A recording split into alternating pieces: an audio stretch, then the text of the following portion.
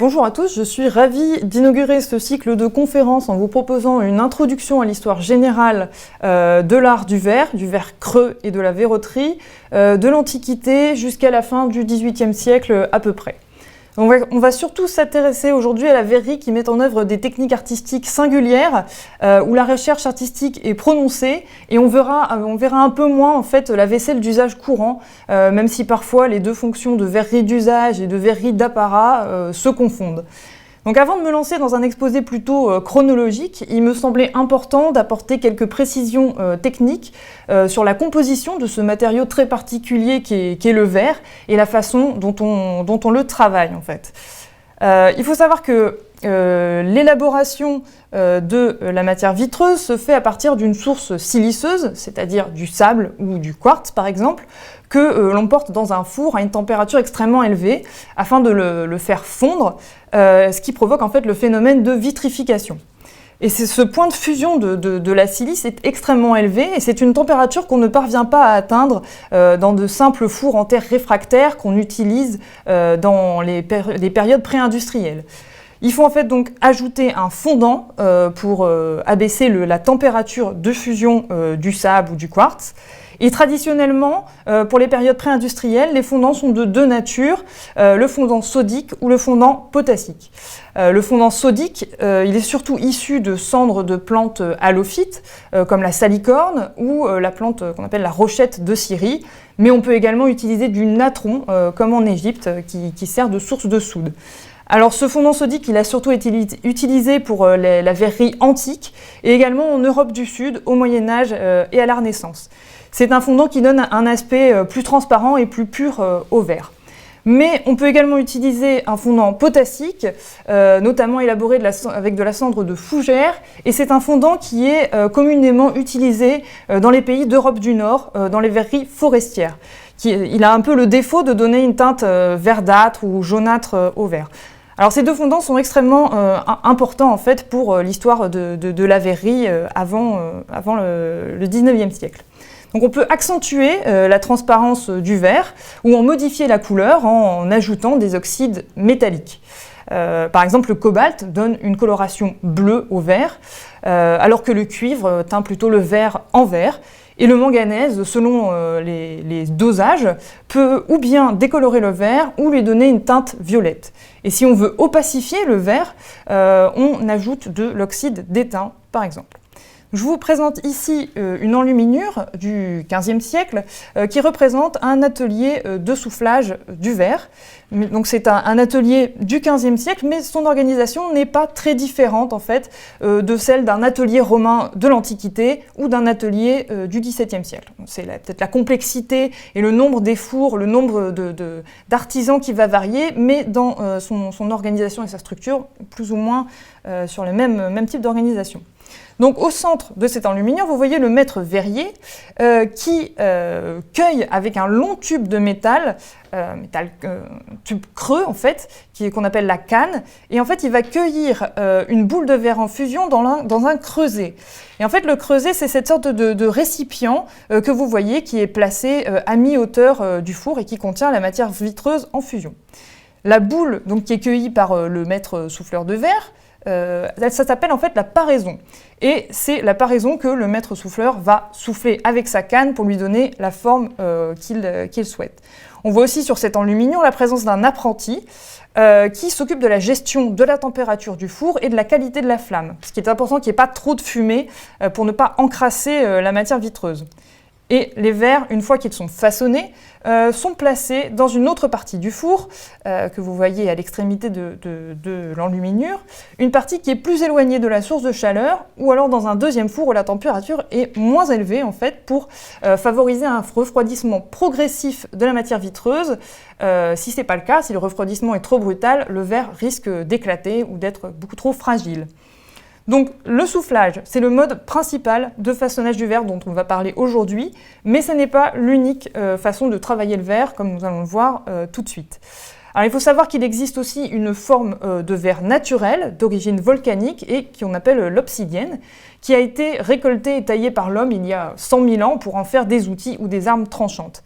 Et les premiers procédés de vitrification artificielle sont attestés en Mésopotamie dès le 5e millénaire avant notre ère, d'abord sous forme de glaçures vitrifiées qui recouvraient les objets en céramique.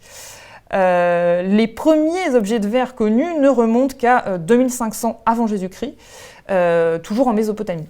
Il s'agissait alors de perles de verre qu'on obtient par le moulage de la matière vitreuse, comme par exemple cette petite tête du démon Umbaba, alors qui est aujourd'hui très oxydée, mais qui était à l'origine en verre bleu opaque, comme la plupart des perles de Mésopotamie, alors des teintes bleues, des teintes vertes, souvent ce genre de coloris. Et cette petite tête a pu servir de pendentif ou d'amulette. Les objets de verre étaient également commercés en Mésopotamie, mais aussi en Syrie et en Égypte. Et c'est en Égypte qu'on note d'ailleurs les premières innovations significatives dans l'art verrier. Vers 1550 avant Jésus-Christ se développe la vaisselle de verre grâce à la découverte, toujours en Mésopotamie, du moulage du verre sur un noyau d'argile qui permet de réaliser des vases, des flacons et des gobelets notamment. Et cette technique du façonnage du verre a été employée pendant près de 1500 ans après cette invention, et elle est surtout pratiquée et perfectionnée par les Égyptiens dès le XVe siècle avant Jésus-Christ. Ce sont les exemples que je vous ai donnés ici de verre égyptien. Pour façonner ces pièces de vaisselle, le verrier va manipuler le verre chaud, alors qu'il est encore à l'état visqueux, et le verrier va enrouler par filets, des filets colorés autour du noyau qui peut être en sable ou en terre cuite. Il va enrouler ces filets du coup, pour former ces petits récipients. Et la matière vitreuse est ensuite réchauffée et roulée sur une surface plane. Cette surface plane, dans le vocabulaire verrier, on va l'appeler le marbre dans des périodes postérieures. Et cette opération elle a pour but d'unifier et de lisser toutes les couches de verre qui ont été enroulées autour de ce noyau. Donc le noyau, en séchant, va se rétracter et peut être retiré assez facilement. Cette technique de moulage sur noyau, elle est employée pour la réalisation de pots à onguents, de fioles de cosmétiques ou d'étuis à colle, comme l'illustrent ces pièces que je vous présente ici, ces pièces du musée du Louvre et du musée d'archéologie méditerranéenne de Marseille, qui ont été réalisées à des époques différentes, mais vous voyez bien la continuité de cette technique tout au long de la période antique égyptienne. Alors, les verres égyptiens prennent souvent la forme de types de pièces de vaisselle dont la typologie est déjà connue pour d'autres matériaux, que ce soit en céramique ou en pierre dure par exemple. Et cette petite bouteille en verre bleu turquoise que je vous présente date du règne du pharaon Akhénaton, au XIVe siècle avant Jésus-Christ, et elle a été retrouvée sur le site de sa capitale, qui est aujourd'hui le site archéologique d'Amarna. Et cette bouteille en verre bleu s'inspire d'un type de céramique importé de Syrie ou de Chypre et qu'on appelle la bouteille cananéenne. Vous avez aussi un exemple en céramique ici. Et c'est une sorte de flacon effilé qu'on utilise surtout pour faire commerce de la résine. Et la gamme de couleurs, en fait, n'évolue pas beaucoup, on n'est pas très étendu. On trouve surtout de divers tons de bleu, notamment le bleu turquoise, mais aussi du blanc, du vert et du jaune. La technique du verre moulé est également utilisée d'une autre façon pour façonner des figures d'applique en relief, des statuettes ou des amulettes, en pressant une masse de verre chaud, donc encore malléable, contre un moule. Donc voici une tête de profil qui date toujours du règne du pharaon Akhénaton et qui provient du même site archéologique que la petite bouteille que je viens de vous montrer et qui a été réalisée justement selon ce procédé de verre moulé. Alors il existe d'autres techniques, et notamment des modes de façonnage qui impliquent l'utilisation de baguettes de verre colorées, dont je vous présente ici un ensemble égyptien qui est conservé au Musée royal d'art et d'histoire de Bruxelles, et on va reparler à plusieurs reprises de ces baguettes au cours de cet exposé, puisqu'elles ont été mises en œuvre au cours de l'histoire pour divers types de production en verre. Ces baguettes sont réalisées vraiment très très simplement, comme cette planche de l'encyclopédie l'illustre. Donc l'encyclopédie, on est au XVIIIe siècle, mais il faut savoir que les tubes de baromètre réalisés au XVIIIe siècle sont réalisés de la même façon que les baguettes égyptiennes. Le processus n'a pas beaucoup évolué en 3000 ans, les 3000 ans qui séparent les deux illustrations que je vous présente ici. L'opération nécessite 2 artisans. Le premier va accueillir une paraison avec un pontil. Le pontil, c'est une sorte de canne, mais qui est pleine. Et le deuxième artisan fixe également le pontil à la paraison, et tous deux vont en fait étirer cette boule pour en faire un fil d'un diamètre constant. Et une fois que le verrier dispose de ces baguettes de couleurs et de complexité diverses, donc certaines peuvent être multicouches, avoir une forme de spirale, le verrier donc, peut découper des tronçons qu'on va appeler des murines pour les placer dans un moule et créer des plats en verre qu'on va appeler le verre millefiori. C'est un terme italien qui signifie mille fleurs, mais on peut aussi appeler cette technique le verre mosaïque. Et la forme qui est donnée par l'adjonction des tronçons est chauffée pour que toutes ces petites murines se soudent et prennent la forme voulue. Donc c'est le cas sur cette petite coupelle d'origine romaine qui reprend la technique élaborée en Égypte au 1er siècle avant Jésus-Christ. Et voici donc en complément des fragments de baguettes égyptiennes de verre mosaïquées dont on coupe des fragments pour faire des murines. Donc cette technique permet aussi des créations plus virtuoses encore, par exemple pour créer des tesselles de verre figurés destinés à être insérés dans des meubles ou dans des décors muraux, par exemple. On procède pour ça à un assemblage de ces fines baguettes de verre et on les dispose de façon à former le motif voulu. Et on chauffe cette juxtaposition de baguettes pour les souder entre elles et obtenir un motif uniforme. Et on obtient une sorte de gros cylindre qu'on va étirer dans un moule en barre, ce qui a pour effet de miniaturiser le motif. Et plus vous étirez votre cylindre, plus le dessin va se miniaturiser.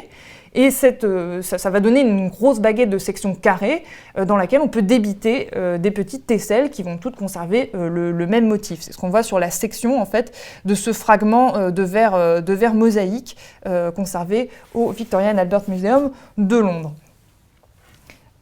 Et vous pouvez juxtaposer des tesselles les unes à côté des autres et les chauffer pour former une frise de motifs répétitifs, comme vous le voyez ici sur la petite frise en verre bleu.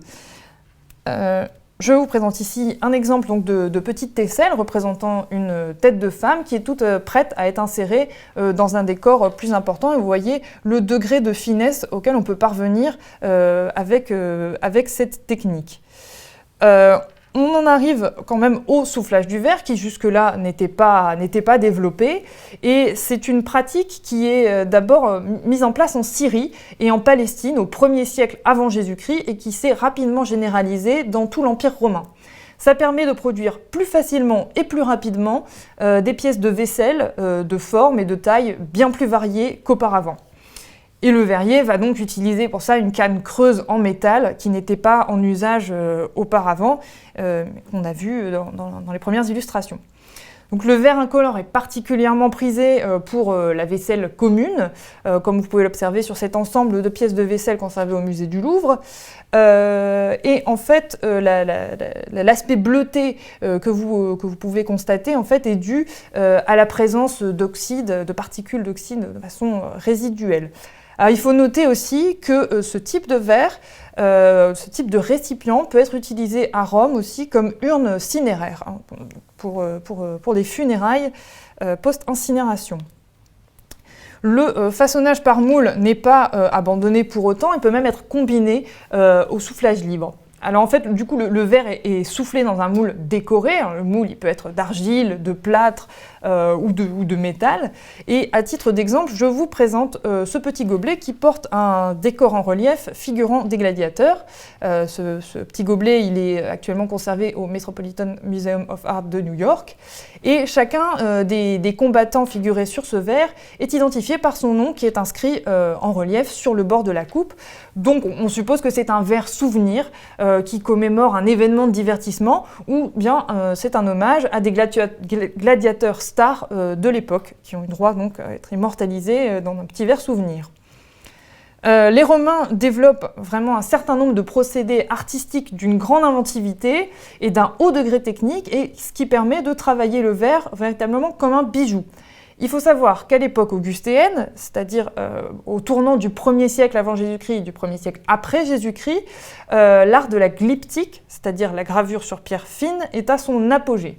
Et l'artiste le plus fameux de cette époque, c'est le grec Dioscurides, qu'on appelle aussi Dioscoride. Et c'est à cet artiste grec qu'on attribue la fameuse Gemma Augustea, qui est en fait un camée en sardonyx, que vous pouvez voir sur le diaporama. Et en fait, l'art du verre va se calquer sur cette forme d'art. C'est le cas par exemple pour la technique du verre camé, qui est composée de 2 couches de verre. Le verrier va alors souffler une première forme de vase dans un verre bleu-violet, et cette première forme de vase va être plongée dans une masse de verre blanc opaque.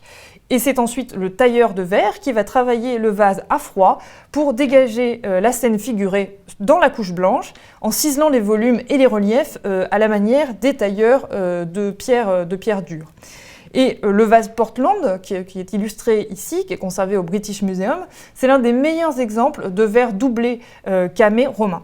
Et le décor associe ici des figures marines à des scènes historiques ou mythologiques selon les différentes interprétations qui ont pu être données par les historiens de l'art. Les vases camés ont probablement tous été réalisés à la même époque, dans les premières décennies du 1er siècle après Jésus-Christ. Et ce travail de ciseleur était probablement accompli par des tailleurs de pierres précieuses, on n'a pas d'ailleurs les mêmes techniques, et on a même émis l'hypothèse que l'artiste graveur du vase Portland aurait pu être le plus fameux d'entre eux, Dioscurides. Les fouilles de Pompéi ont livré aussi de très beaux exemples de verre camé, comme le vase bleu qui est conservé au musée archéologique de Naples et qui représente des amours vendangeurs. Mais on a également retrouvé des plaques réalisées pour l'ornementation de parois murales ou de meubles en bois, comme celle-ci qui a été trouvée dans la maison de Fabius Rufus à Pompéi et qui représente l'apparition de Dionysos à Ariane. Les verriers romains se distinguent particulièrement dans des recherches esthétiques très diverses, mais qui vont au-delà de la simple imitation des procédés de glyptique. Et c'est le cas des vases dits diatrètes, qu'on appelle aussi verre en cage ou vase réticulé. C'est en fait un verre doublé, comme le verre camé, mais ici la couche extérieure est complètement évidée pour ne laisser qu'un réseau de fils de verre qui forment une cage sur la couche inférieure. Cette forme, elle est connue dès le IVe siècle après Jésus-Christ, donc presque à la toute fin de l'Empire romain. On en connaît une cinquantaine d'exemples, souvent en verre incolore, avec une cage qui forme des motifs géométriques. Mais l'exemple que je présente ici, qui est la coupe de Lycurgue, elle est remarquable à plus d'un titre parce que c'est le seul exemple complet de vase diatrète qui comporte également des figures en relief, des scènes figurées. Et la cage elle-même, elle est formée des rinceaux de vigne qui enserrent les bras et les jambes du roi mythique Lycurgue, qui est puni pour avoir tenté de tuer une bacchante, et ce qui explique que ce verre s'appelle la coupe de Lycurgue. Il est aussi remarquable parce que la matière dont il est composé n'est pas un simple verre, c'est du verre dichroïque, qui est un verre qui a la capacité et la particularité de changer de couleur selon qu'il est traversé ou non par la lumière. Et ouais, c'est pour ça que j'ai mis deux illustrations de ce vase, l'une sans éclairage intérieur, et la surface apparaît donc comme étant verte et d'aspect un peu opaque, et l'autre présente l'aspect du vase lorsqu'une source de lumière est placée à l'intérieur, ce qui donne au vase un aspect un peu plus transparent et surtout une couleur d'un rouge intense. Et c'est dû en fait à la composition même du verre qui comporte des nanoparticules d'or, d'argent et de cuivre qui ont une réaction particulière à la lumière.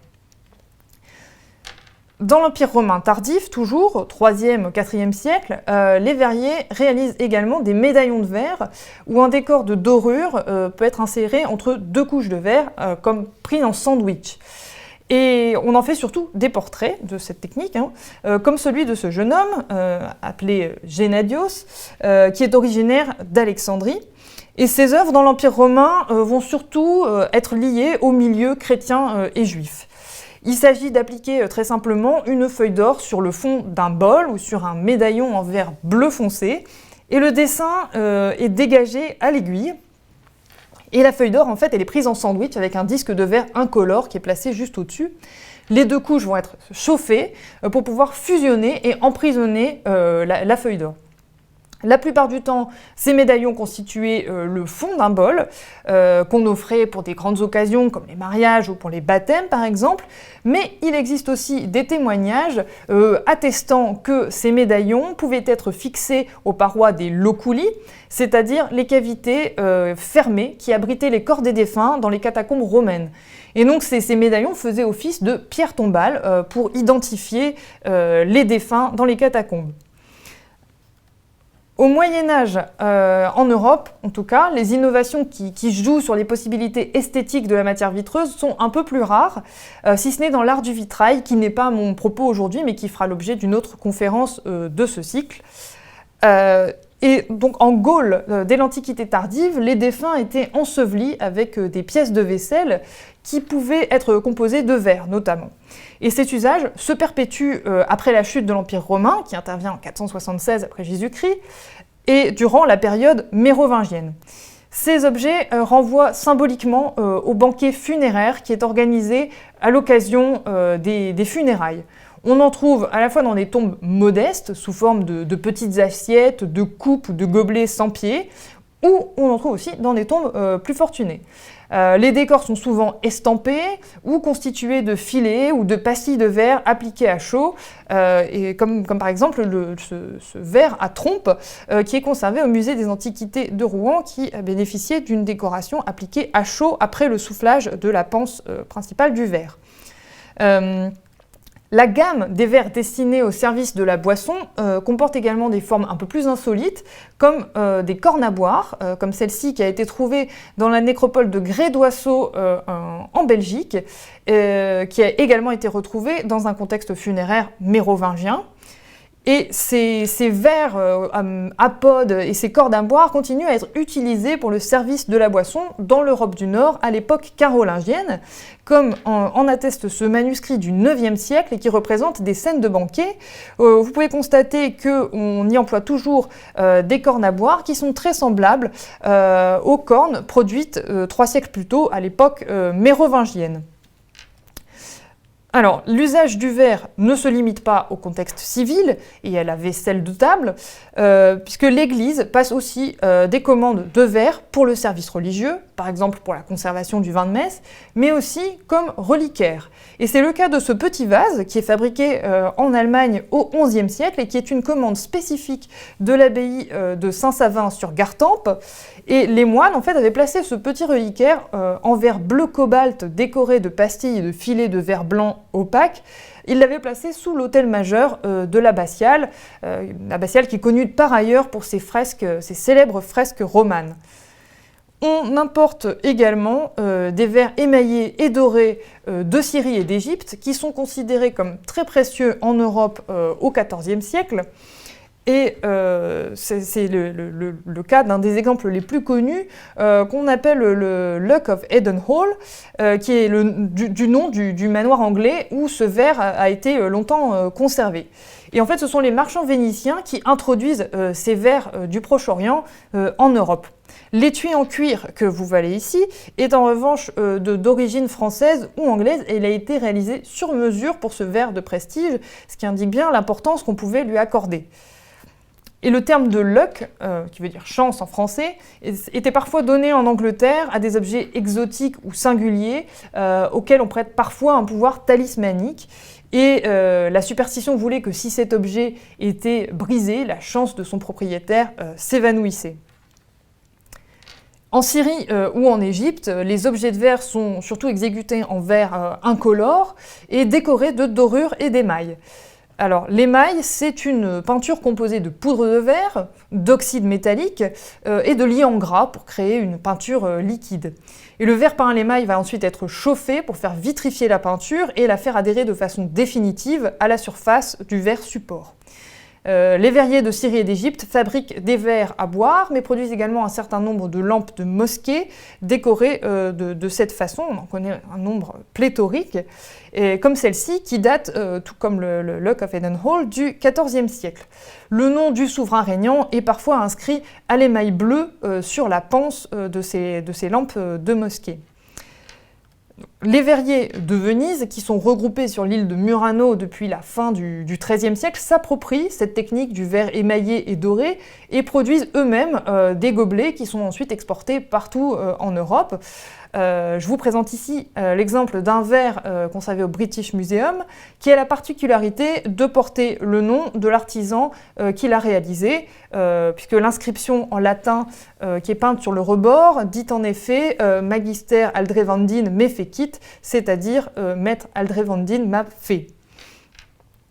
Et vers le milieu du XVe siècle, l'art du verre en Occident connaît un remarquable renouveau, à Venise toujours, qui devient vraiment à ce moment-là la véritable capitale européenne du verre.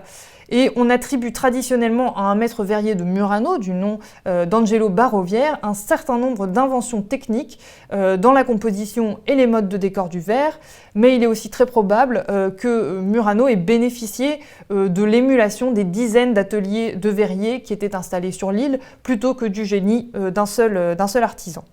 Et la plus importante de ces innovations, c'est la mise au point du verre cristallo, qui est d'une transparence inégalée et qui, comme son nom l'indique, avait un aspect très semblable au cristal de roche.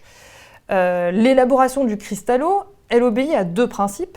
D'une part, la qualité des matières premières choisies pour composer la matière vitreuse, et d'autre part, le procédé de préparation de ces matières et le contrôle de la fusion des composants.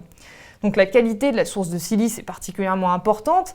Les Vénitiens emploient des cailloux qu'ils trouvent dans le fleuve Tessin, le fleuve Ticino, des cailloux qui vont broyer très finement et auxquels ils allient un fondant sodique issu de plantes comme la salicorne. Donc vous avez ici des illustrations issues d'un traité scientifique du XVIe siècle qui porte également le nom de kali. Et cette cendre de salicorne et de kali, elle est purifiée et filtrée. On ajoute à ces ingrédients des décolorants, comme le manganèse par exemple. La température et le temps de fusion et de refusion du verre sont particulièrement contrôlés pour produire des verres d'une très très grande pureté. Et une fois qu'on obtient ce verre et qu'on le souffle en différentes formes, la surface reçoit un décor très travaillé. Dans le dernier quart du XVe siècle, le premier quart du XVIe siècle également, le décor à l'émail et à la dorure est à la mode et on copie en cela les codes esthétiques des verres islamiques qui étaient déjà en vigueur au Moyen-Âge comme on vient de le voir. Donc, ce type nouveau de verre cristallo peut être incolore, mais on peut toujours le teindre dans des coloris avec des oxydes métalliques dont on a déjà parlé. Et les verriers vénitiens peuvent donc teindre leur verre en bleu, en vert, en violet par exemple.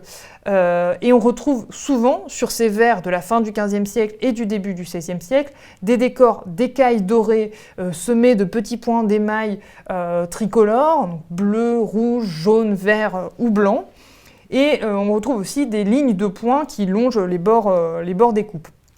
Je vous présente ici une sélection de verres qui sont notamment conservés au musée du Louvre et au Victoria and Albert Museum et qui présentent l'ensemble une partie en tout cas des couleurs qui pouvaient être mises en œuvre par les verriers de Murano.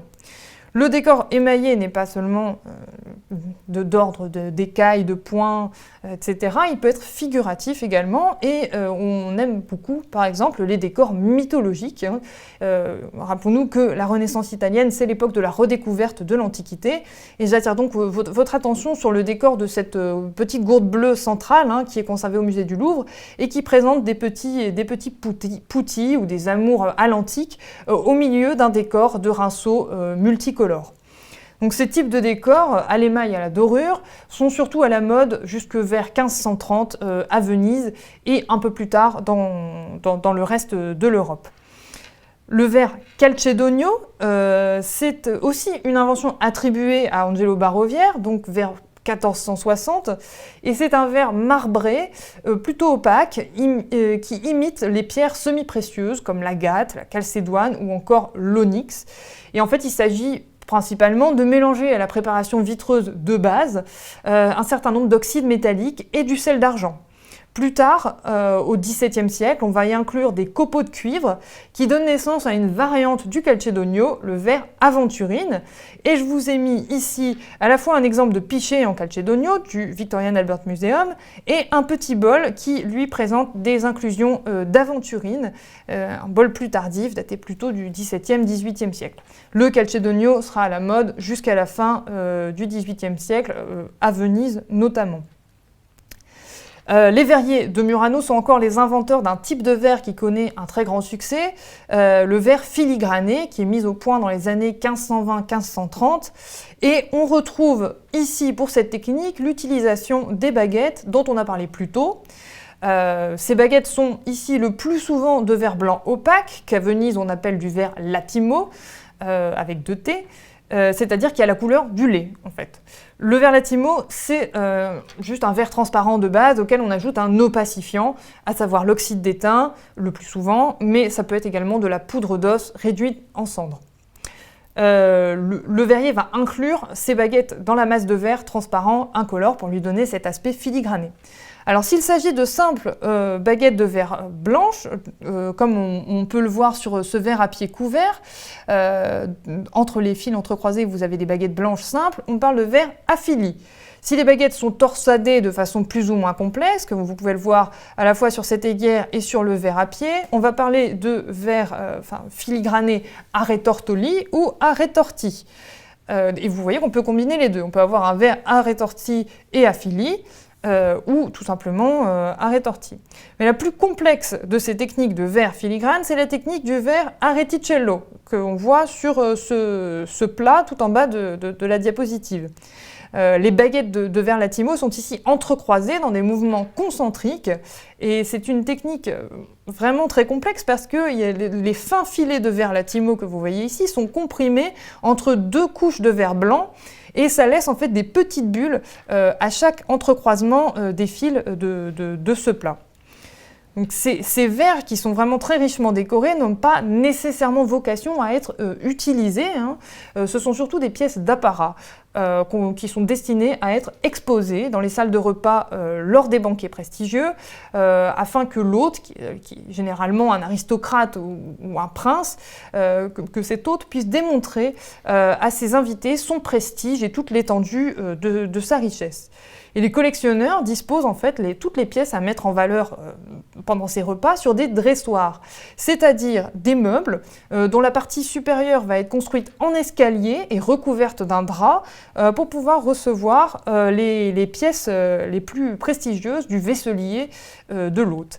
Et c'est ce qu'on peut voir en fait sur ce tableau de Peter Paul Rubens réalisé en collaboration avec Jan Bruegel l'Ancien. C'est un tableau allégorique représentant le goût et vous voyez un exemple de dressoir justement où les verres côtoient sur le dressoir les pièces d'orfèvrerie. Pièces d'orfèvrerie qu'on considérerait aujourd'hui comme infiniment plus précieuses que les verres, mais ce n'était pas le cas au XVIe siècle, au XVIIe siècle.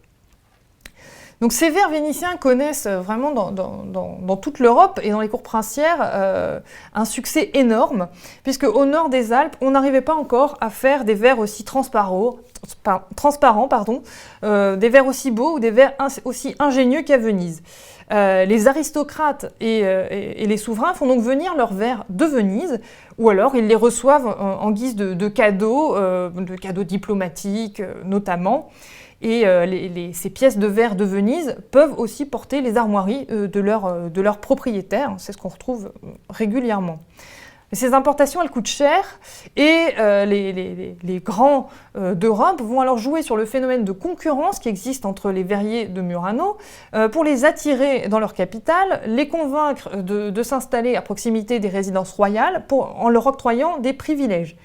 Et c'est ainsi que des verriers locaux tentent aussi d'imiter le style vénitien qu'on va appeler le style façon de Venise dans la seconde moitié du XVIe siècle. Ce terme de façon de Venise, c'est un terme français, mais on le trouve aussi dans toutes les langues, en français dans le texte. Style façon de Venise. Je vous donne 2 exemples de ce style, mais il y en aurait beaucoup d'autres dans divers pays européens. En France, c'est la verrerie de Saint-Germain-en-Laye qui a été construite pour servir la cour de Henri II et de Catherine de Médicis, qui va produire des verres émaillés semblables à ce calice de la Wallace Collection de Londres, qui représente une scène de crucifixion et qui a peut-être été réalisé pour les fêtes de Pâques ou pour un service religieux. En Autriche, on compte plusieurs verreries qui travaillent le verre façon de Venise, à Halle, H-A-2-L, et Innsbruck notamment, qui sont deux villes situées dans la région du Tyrol. Le Tyrol, c'est pratique, c'est sur une route commerciale importante qui relie l'Autriche à Venise, et on voit donc circuler beaucoup de verres vénitiens qu'on va imiter. Il y a aussi une spécialisation de la verrerie d'Innsbruck dans le travail du verre filé à la lampe, ou des émaux filés à la lampe, qui est une autre branche de l'art du verre et qui sert à faire de petites figurines, des boutons ou des colliers à l'aide des baguettes de verre que l'on a déjà vues. Les émailleurs à la lampe ne sont pas, à proprement parler, des souffleurs de verre. Ce ne sont pas non plus les émailleurs sur cuivre qu'on connaît à Limoges, par exemple. Ils travaillent avec des installations qui sont plutôt réduites, comme vous pouvez le voir sur ce dessin de la fin du XVIe siècle, du début du XVIIe siècle. Et l'instrument principal de travail de ces artisans, c'est la lampe à huile, qui est réalisée en cuivre ou en fer, et qui est employée pour produire une flamme, alimentée soit par un soufflet qui est actionné au pied sous la table de travail de l'émailleur, mais ici on a une version un peu plus rudimentaire de ce dispositif, puisque l'air est apporté par le verrier lui-même, l'émailleur, qui souffle dans un tube de verre qu'on va appeler le porte-vent. Et c'est le souffle du verrier qui va moduler la force de la flamme et lui permettre de faire fondre ces baguettes de verre qui ont un point de fusion beaucoup plus bas que le verre brut. Et c'est la fusion de ces baguettes qui va permettre de façonner des perles et des figurines à l'aide d'un mandrin, une petite baguette métallique pour façonner le verre mou. Et il n'y a pas besoin de très gros fours, en fait, il faut juste un tout petit four pour pouvoir refroidir les objets réalisés pour éviter l'éclatement des pièces, comme je vous l'ai déjà dit. La verrerie d'Innsbruck, c'est une verrerie de prestige et qui élabore des bijoux comme des colliers, des broches ou des figurines comme ce petit Cupidon pour la cour de Vienne. Mais ce sont également des artisans qui disposent de ces mêmes compétences, des mêmes compétences que les verriers d'Innsbruck, qui vont fabriquer des perles de verre communes qu'on envoie aux Amériques ou en Afrique pour le troc avec les populations locales. On en fabrique par milliers de ces perles dans des ateliers urbains de Murano, mais de Paris et d'Amsterdam également. C'est vraiment une production qui prend son essor au XVIe siècle et au XVIIe siècle. Au XVIIe siècle, les centres de production de verre de prestige se multiplient dans toute l'Europe et donc du coup Venise perd un peu de sa suprématie. Alors les verres de Venise restent néanmoins assez appréciés en Europe et ce modèle de coupe couverte en verre marbré avec des inclusions métalliques de type aventurine, c'est un modèle qu'on a retrouvé dans des fouilles archéologiques du XVIIe siècle à peu près partout en Europe et notamment en France sur les fouilles archéologiques du Louvre et de Saint-Denis, en Seine-Saint-Denis, on a trouvé des exemplaires de ce type de verre, ce qui indique que c'était encore très apprécié au XVIIe siècle. Venise n'est pas non plus l'unique centre verrier d'Italie, puisqu'il faut citer le village d'Altare, A-L-T-A-R-E, situé au nord de Gênes, un village dont sont originaires des verriers européens particulièrement talentueux et inventifs, comme Bernard Perrault, qui a exercé son activité à Orléans sous le règne de Louis XIV et qui a déposé un certain nombre de demandes de monopole pour l'invention de plusieurs techniques verrières. Et ce médaillon ovale, qui représente le portrait de Louis XIV en buste et de profil, a été réalisé en 1680 selon le procédé qu'on appelle du verre coulé en table, qui est une technique qui a tout d'abord été élaborée pour réaliser des glaces. Et il existe toute une série de portraits de Louis XIV qui ont été réalisés grâce à ce procédé, en fait, qui consiste juste à couler du verre en fusion sur des tables planes pour obtenir une surface quadrangulaire comme pour les glaces. Et la manufacture de Saint-Gobain, qui est fondée en 1695, s'approprie ce procédé justement pour la fabrication des glaces, miroirs, etc. Mais Bernard Perrault, lui, ne l'utilise pas pour les glaces, mais pour réaliser des portraits. Et jusqu'à la fondation de la manufacture de Saint-Gobain en 1695, il avait le monopole de cette technique. Lui, il l'utilise donc en coulant en fait une épaisse couche de verre sur une figure en relief en plâtre. Et le moule, quand il est retiré, laisse un creux qui laisse une cavité, et cette cavité, elle va être recouverte d'une couche de dorure qui permet d'imiter le bronze. Et la figure en creux se situe alors au revers de l'œuvre, on l'observe du côté lisse, et par transparence, on a donc l'impression de voir l'œuvre, enfin le buste en relief. Et Louis XIV est représenté un peu comme s'il était sur une médaille. Bernard Perrault est un verrier particulièrement inventif et il a mis au point notamment des recettes de verre comme de recettes de verre rouge rubis, et il donne un nouveau souffle aussi au verre porcelané marbré qui avait été déjà expérimenté à Venise, et cette aiguière qui est conservée au Musée national de la Renaissance des Caen atteste bien des recherches de Bernard Perrault sur les verres porcelanés opalescents qui connaissent un véritable renouveau à cette époque. Il s'intéresse aussi aux verres millefiori, quand on a vu l'invention dans l'Antiquité, qui avait été redécouverte également par les Vénitiens, et que Bernard Perrault s'approprie également pour la réalisation de tables ou pour la réalisation de manches de couverts, comme c'est le cas ici pour cette fourchette et ce couteau qui sont conservés au musée des arts décoratifs. Au XVIIe siècle, les centres de production de verre d'apparat se multiplient, comme je l'ai dit, et les verres vénitiens, qui étaient les plus appréciés jusque-là, avaient, hélas, comme caractéristique leur finesse, ce qui les rendait impropres à la gravure, si ce n'est la gravure à la pointe de diamant qui était utilisée pour tracer des motifs à la surface du verre. Mais on ne pouvait pas véritablement les tailler, ces verres vénitiens étaient beaucoup trop fragiles pour cela.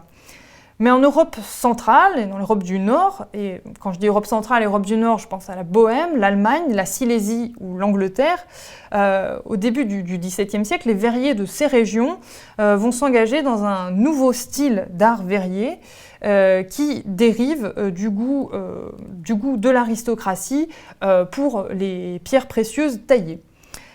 À Prague, c'est un graveur du nom de Gaspard Lehmann, Lehma2n, qui est mort en 1622 et qui a relancé la tradition de la gravure à la roue. C'est quelque chose qui avait pu être mis en place par les verriers romains pour les verres camés par exemple. Les verriers de Bohême travaillent alors un type de verre potassique qui est beaucoup moins rudimentaire que le verre médiéval. C'est un verre qui est plus transparent, mais aussi plus dur, plus épais et plus solide que le verre vénitien, et qui se prête donc davantage à la ciselure et à la taille à facettes. Donc ça, les verriers de Bohême travaillent ce verre potassique. En Angleterre, c'est George Ravenscroft qui met au point dans les années 1670 un verre dont la composition comporte du silex et un pourcentage de plomb bien supérieur au verre réalisé jusque-là. Alors ça a l'avantage de baisser considérablement le point de fusion, mais c'est aussi une composition qui donne un aspect très brillant au verre, et c'est en fait la véritable invention du verre qu'on appelle le cristal, et qui en anglais portait le nom de flint glass ou de lead glass, le verre au plomb. Donc ce cristal d'Angleterre est employé dès le XVIIe siècle en Angleterre et se développe plus tard en Bohême au XVIIIe siècle dans une formule un peu adaptée. Et le cristal de Bohême connaissait également un très grand succès.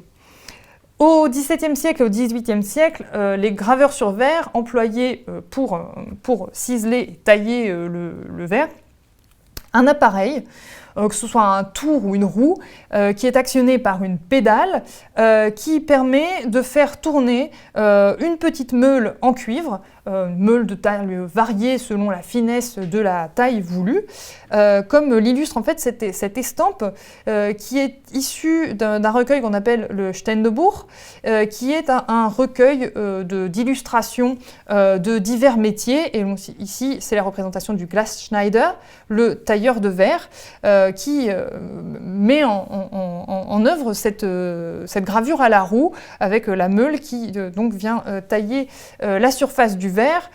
Cette gravure, elle est facilitée par l'adjonction de matières abrasives.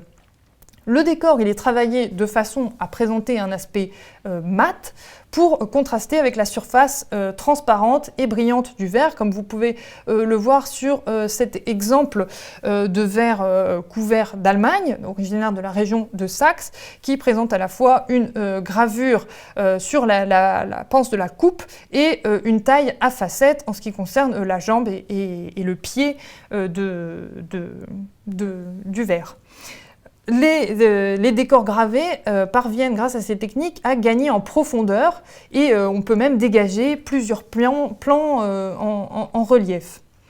Ce type de verre continue à avoir beaucoup de succès jusqu'à la fin du XVIIIe siècle. On les offre comme cadeau diplomatique, comme cadeau officiel, comme cadeau de mariage ou comme souvenir d'un lieu de villégiature ou d'un événement commémoratif. On apprécie également beaucoup les paysages, les scènes allégoriques et mythologiques, par exemple, entre autres. Pour la fabrication de ce type de verre gravé, on met en place une nouvelle organisation de travail dans les verreries, puisque les verres, qui sont des verres supports, sont réalisés dans les verreries qui sont plus souvent installées dans les forêts, et la gravure intervient dans un second temps dans des ateliers urbains, à Prague, à Vienne ou à Nuremberg par exemple. La gravure à la pointe de diamant, que j'ai évoquée rapidement, a été pratiquée à Venise dès le XVIe siècle et elle ne disparaît pas. Elle s'épanouit surtout aux Pays-Bas jusqu'au XVIIIe siècle notamment. Dans la seconde moitié du XVIIIe siècle, le cristal, qui était jusque-là la spécificité de l'Angleterre et de la Bohême, prend son essor en France avec la fondation des manufactures de Baccarat, qui est fondée en 1764, et de Saint-Louis, fondée 3 ans plus tard, en 1767. Alors, ces manufactures vont connaître un grand développement au XIXe siècle et on vous en parlera donc sans doute plus en détail dans d'autres conférences de ce cycle. Le cristal taillé n'est pas l'unique type de verre qui est en vogue au XVIIIe siècle. Et ce n'est pas non plus l'unique type de verre qui serait produit par la Bohême et les pays germaniques à cette époque. Je vais parler du verre rubis, en fait, qui a été mis au point par Johann Kunkel, K-U-N-C-K-E-L. Johann Kunkel est un chimiste et verrier allemand qui a mis au point à la fin du XVIIe siècle la recette d'un verre rouge rubis, une recette différente de celle de Bernard Perrault, quoiqu'elle soit un peu contemporaine. C'est un verre qui est élaboré à partir d'un précipité d'or, donc c'est du verre rubis à l'or. Et ces verres d'un rouge vraiment très très particulier furent produits à la toute fin du XVIIe siècle et au début du XVIIIe siècle à Dresde, en Bohême, à Munich, dans le sud de l'Allemagne notamment. Et le verre que je vous présente ici a été gravé par le graveur Gottfried Spiller et il a la particularité de combiner la composition du verre élaboré par Kunkel et le décor gravé typique d'Europe centrale et du Nord dont je viens de vous parler, avec cette petite particularité supplémentaire que la coupe est montée sur un pied en bois tourné. On peut tout à fait combiner verre et autres matériaux. La dernière technique de Bohême dont je voulais vous parler n'est pas totalement nouvelle puisque les Romains la pratiquaient pour leurs médaillons et les fonds de bol. Donc le verre d'or romain ne disparaît pas totalement et cette technique renaît en Bohême et en Allemagne sous le nom de Zwischen Goldglas. Qui est également un décor de dorure prise entre deux couches de verre. Mais à la différence du verre d'or romain, les deux couches sont cimentées sur le haut et non pas fusionnées. Alors le verrier va en fait réaliser deux coupes qui s'imbriquent l'une dans l'autre et c'est la coupe intérieure qui est recouverte d'une feuille d'or gravée à l'aide d'une pointe en métal et les deux coupes sont ensuite réunies et scellées par le haut juste en réchauffant en fait le haut des coupes. On apprécie particulièrement pour ces verres des décors de scènes de chasse et on réalise aussi des couvercles un peu dans le même genre que ceux qu'on trouvait sur les verres de cristal taillés. En France, au XVIIe et au XVIIIe siècle, la ville de Nevers se spécialise dans la fabrication de figurines de verre qui sont élaborées à la lampe selon le procédé que l'on a déjà décrit plus tôt.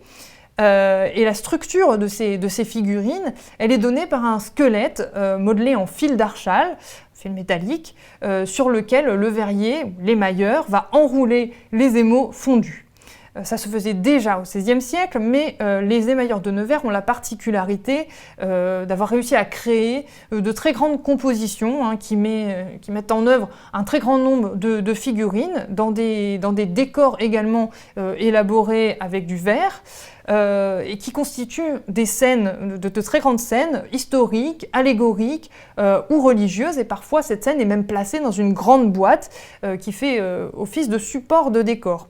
Ici, on n'a pas de boîte, il s'agit d'un élément surtout de table, c'est-à-dire une pièce décorative qu'on va disposer au centre d'une table à l'occasion d'un grand repas. Donc ici, on a une pièce, mais il peut y avoir un certain nombre de pièces qui composent un surtout de table.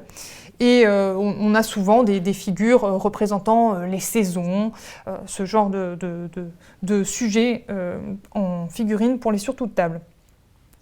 Et des émailleurs en fait, de toute la France, comme ceux de Paris, vont finir par se réapproprier les techniques nivernaises, comme par exemple l'artiste émailleur Charles-François Hazard, qui va réutiliser les techniques des émaux de Nevers pour réaliser cette petite statuette du roi Henri IV à cheval, statuette réalisée à la toute fin du XVIIIe siècle et à la veille de la Révolution française.